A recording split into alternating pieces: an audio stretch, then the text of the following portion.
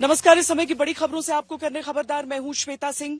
हम आपको हाथरस मामले में जो जांच चल रही है, जो इस समय की परिस्थितियां हैं, उससे पूरी तरीके से आज खबरदार करने वाले हैं। लेकिन सबसे बड़ी खबर उस बाबा से जुड़ी हुई जिसके सत्संग में ये पूरा हादसा हुआ है। 121 लोगों की जान इसमें जा चुकी है। हालांकि अभी तक उसके बारे में कुछ पता नहीं चल पाया है, वो कहां है, और न ही एफआईआर में नाम शामिल हुआ है। सबके बीच उत्तर प्रदेश के मुख्यमंत्री योगी आदित्यनाथ हाथरस पहुंचे। उन्होंने घायलों से मुलाकात भी आज की, उस जगह पर भी गए जहां पर सत्संग का आयोजन हुआ था, उस जगह पर भी पहुंचे जहां पर यह हादसा हुआ, जहां पर लोग एक दूसरे के ऊपर गिरे और उसके बाद भगदड़ में 121 लोगों की जान चली गई। योगी आदित्यनाथ की तरफ से आश्वासन दिया गया है इस पूरे मामले की सही सटीक जांच को लेकर, और कहा गया है कि अभी भले ही कुछ लोगों का नाम आयोजकों का ही इसमें शामिल है, लेकिन आगे जांच बढ़ने के साथ ही और लोगों के नाम भी शामिल हो सकते हैं।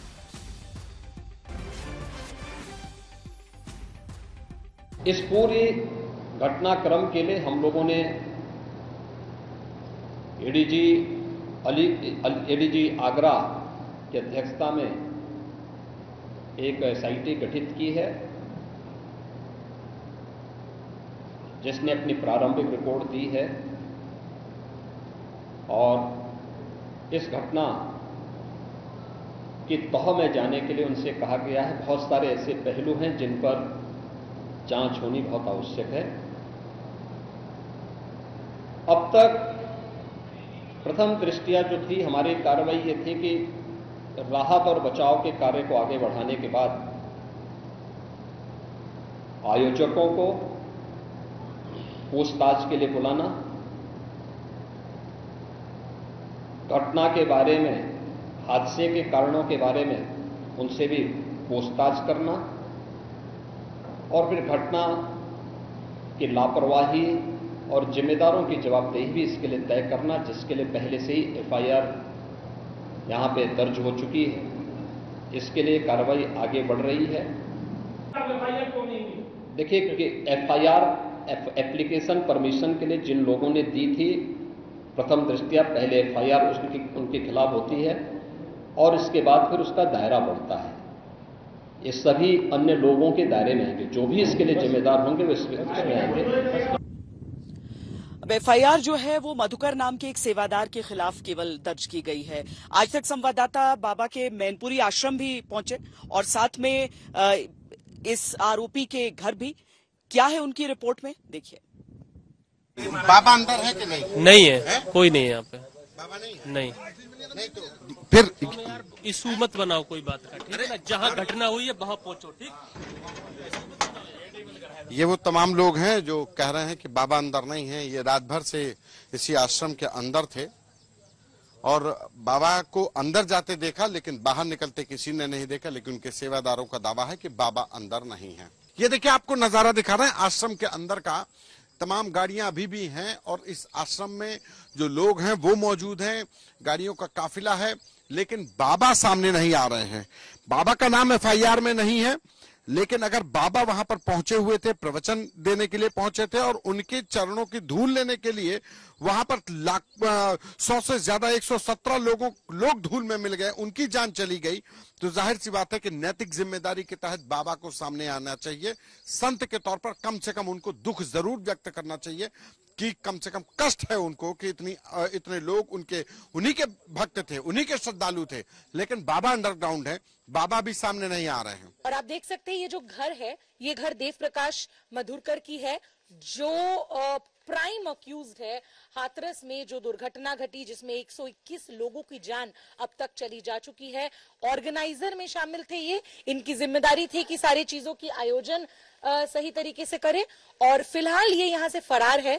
यहाँ के जो लोकल नेबर्स हैं उनका कहना है कि जिस दिन घटना घटी उस दिन से इनको देखने को नहीं मिला। और आप देख सकते हैं कि ये कितने बड़े एसोसिएट है, कितने बड़े भक्त है नारायण सरकार हरि के, क्योंकि उनके दरवाजे के ठीक ऊपर उनकी तस्वीर भी है और कहीं ना कहीं ये दर्शाता है कि कितने नजदीकी या कितने करीब थे वो नारायण सरकार हरि के।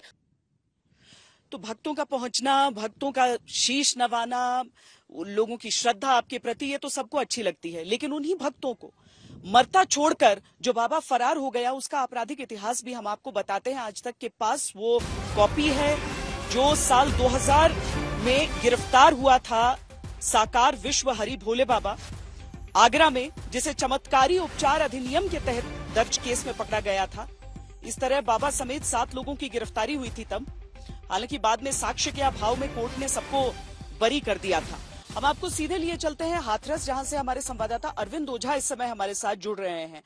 अरविंद, एक तो ये आपराधिक इतिहास निकल कर आया है सामने, क्योंकि अभी तक लग रहा था कि प्रवचन चल रहा था, सत्संग चल रहा था और वहां पर जो भक्त हैं वो सामने चरण की धूल लेने के लिए बढ़े और उसी समय ये हादसा हो गया। लेकिन अगर एक आपराधिक इतिहास है तो इसे एक अलग दृष्टिकोण से देखने की आवश्यकता भी हो जाती है। ऐसे में क्या गुंजाइश आपको लग रही है, जो अभी तक जांच चल रही है उसमें एक जो अक्यूज्ड बनाया गया है सेवादार, उसके आगे भी अभी जांच का दायरा बढ़ेगा? बिल्कुल दायरा बढ़ेगा और ये सीधे सीधे इशारा भी कर दिया है मुख्यमंत्री ने अपनी प्रेस कॉन्फ्रेंस में। यहीं पर जहां इस वक्त मैं मौजूद हूं, कुछ देर पहले सीएम योगी ने प्रेस कॉन्फ्रेंस की और उसमें उन्होंने पूरी डिटेल में ये बताया कि किस तरीके से जांच की दिशा और दशा वो होगी आने वाले कुछ वक्त में। लेकिन बिल्कुल ये दायरा बढ़ने वाला है। जांच का जो दायरा है वो सिर्फ सेवादारों तक सीमित नहीं रहेगा, आपराधिक इतिहास भी रहा है। और जो जानकारी मिली है श्वेता, अभी उत्तर प्रदेश के एक बड़े अधिकारी ने आज तक को कंफर्म किया है कि ये जो बाबा था ये पहले उत्तर प्रदेश पुलिस में ही हेड कांस्टेबल के पद पर तैनात था।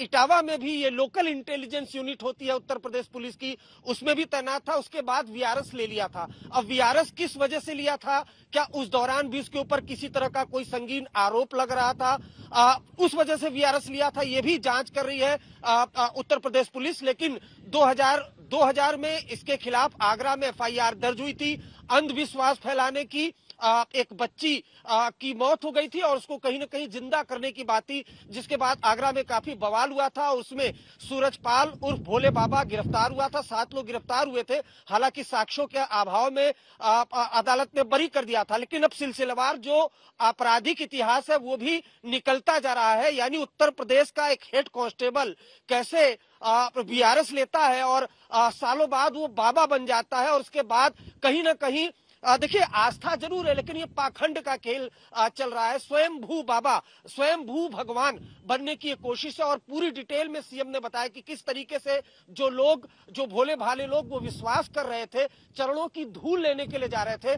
मैनेजमेंट ठीक नहीं था क्योंकि जो इनका प्रोग्राम होता था उसमें किसी को जाने की इजाजत ही नहीं थी। आप दरअसल जो जिम्मेदारी है वो अलग अलग स्तर पर हो जाती है।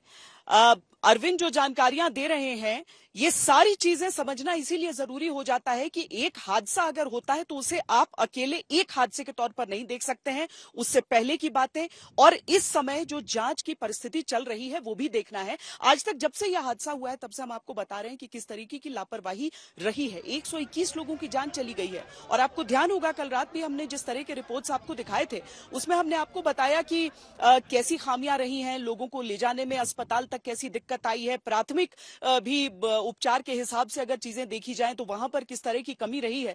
लेकिन आज योगी आदित्यनाथ पहुंचे, मुख्यमंत्री को पहुंचता देखकर सबने अपनी अपनी तरफ से भरपूर कोशिश कर डाली। जो मरीज थे, जो घायल थे, उनके बगल में फलों की टोकरी सजा कर रख दी गई।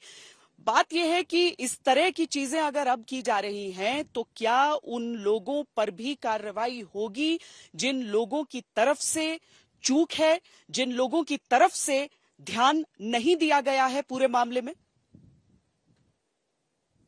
प्राइवेट हॉस्पिटल दिखाएंगे, मार रहे हैं पुलिस की जिम्मेवारी के हिसाब से ये इतना काम हुआ है। पुलिस प्रशासन ने एक रोड जो बंद था, जाम लगा हुआ था रात 11 बजे से, वो जाम खुलवाया पुलिस प्रशासन ने और उसकी वजह से ये दुर्घटना हुई। दोबारा भेजी जाए। एक डॉक्टर थे, बाकी के कोई नहीं। एम्बुलेंस आगे को अप्लाई नहीं कर रहे, तो क्या करेंगे? हॉस्पिटल में 2 घंटे में बताइए इनमें सांस चल रही है, आधी जान है वो नहीं खत्म हो रही है। डॉक्टर नहीं है।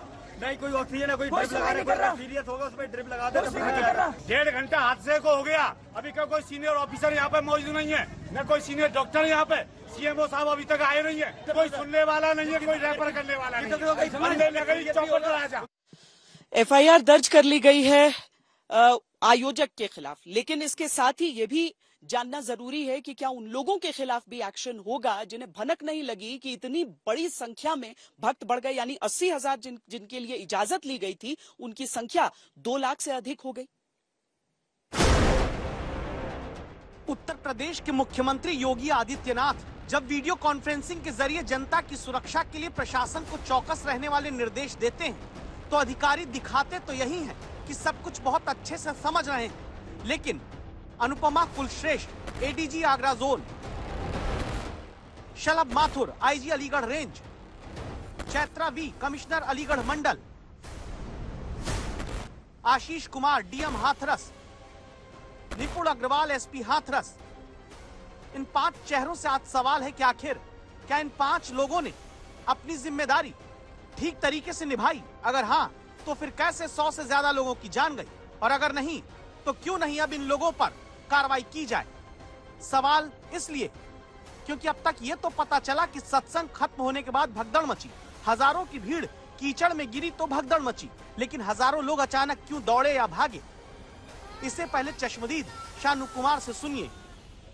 तो गुरुजी के पैर छूने के लिए जो भी उनके कार के पीछे भक्तगण एकदम पीछे भागे हैं।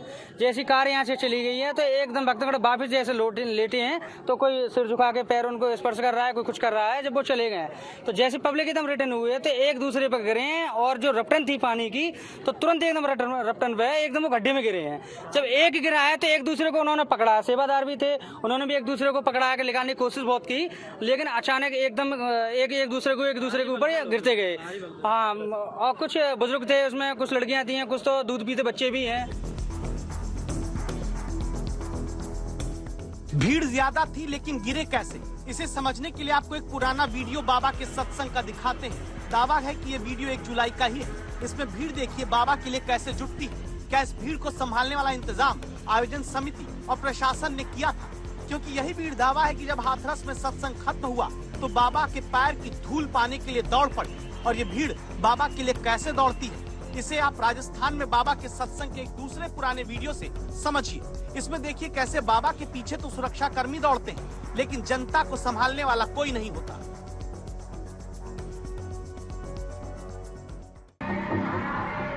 और क्या ऐसी ही भीड़ और असुरक्षा के बीच मंगलवार को हादसा हुआ तो फिर प्रशासन कहाँ था? हजारों लोग जुट गए तो क्या SDM, DM, SP, commissioner, IG, ADG को हवा थी? एसडीएम की परमिशन थी और ये मैं कहूँगी एक दर्दनाक हादसा था जिसका हम सभी को बड़ा शोक है और दुखद घटना थी। यहाँ की महिलाओं से एक अनौपचारिक रूप से बात की है। उनका ये कहना है कि भोले बाबा के उनके संत हैं वो, और उनके चरण छूने के लिए महिलाएं आगे बढ़ीं और वहाँ पे शायद कुछ पानी था सड़क पर, कुछ महिलाएं उसी पानी में गिर गईं कि वो, और उनके ऊपर और लोग आकर गिरे। ये भगदड़ का सीन वहाँ पे क्रिएट हुआ जो इस हादसा में तब्दील हुआ। पर ये पुनः कहना चाहूँगी कि ये पूरी चीज़ जाँच का विषय है। अनुपमा कुलश्रेष्ठ एडीजी कहती है कि पैर छूने के लिए बाबा की महिलाएं बढ़ी, पानी था, गिर गईं, भगदड़ मच गई। तो क्या सिर्फ सत्संग कराने वालों के भरोसे हजारों लोगों को जुट जाने दिया गया था? बाकी अधिकारी नींद में थे।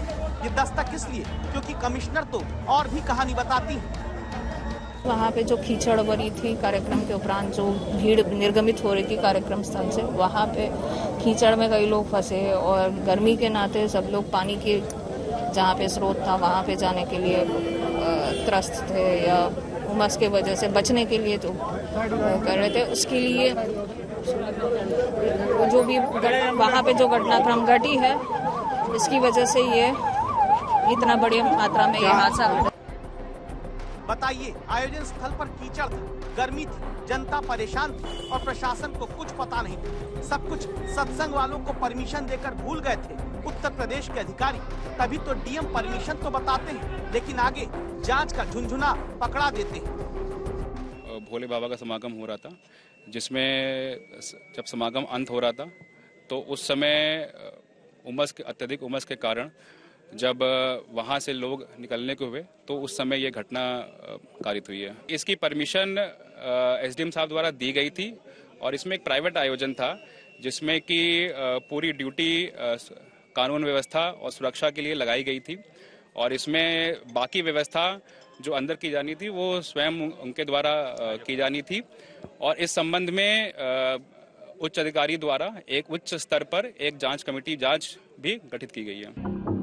अंदर का जिम्मा सत्संग वालों के नाम पर छोड़कर क्या सारे अधिकारी मस्त नींद में चले गए? बाहर क्या पुलिसकर्मी थे?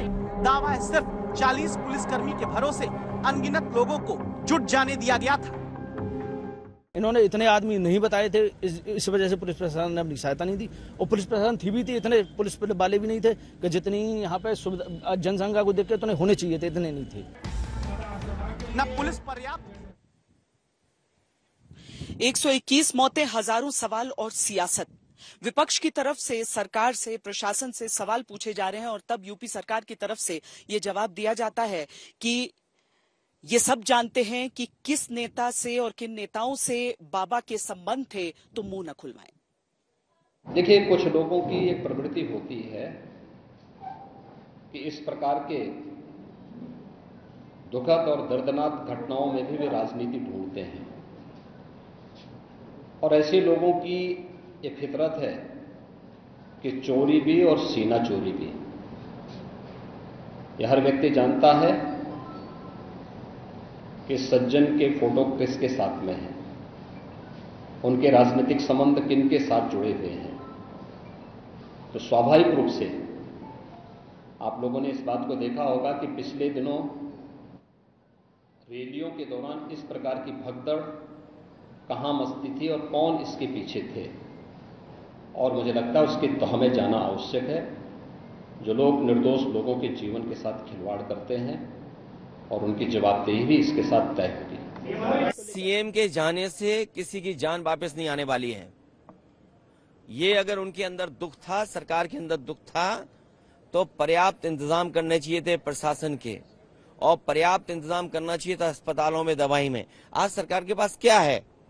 अगर कोई इमरजेंसी आ जाए, अगर कोई डिजास्टर अचानक हो जाए, कोई घटना हो जाए, तो सरकार के पास क्या इंतजाम है? क्या पिछले वर्षों से इतने से सरकार चल रही है, बस यही इंतजाम किया है कि लोगों की जान चली जाए? और उत्तर प्रदेश में कोई पहली घटना नहीं है जहां इस तरह की लापरवाही देखने को मिल रही हो।